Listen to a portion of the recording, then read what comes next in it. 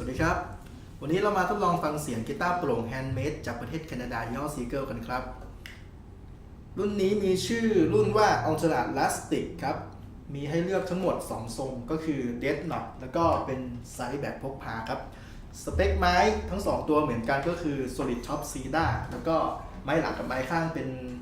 Wild Cherry ครับเรามาทดลองฟังเสียง Dead Knot กันก่อนแล้วกันครับ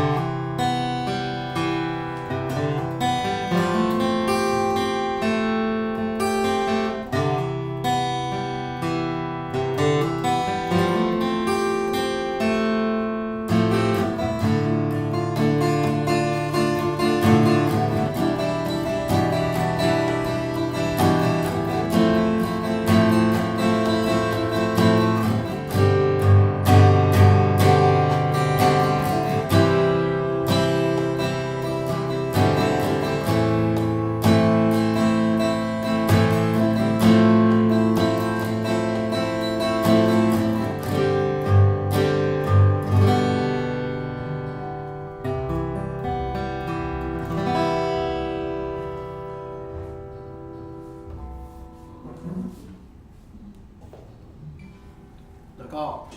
ไซส์พกพานะครับ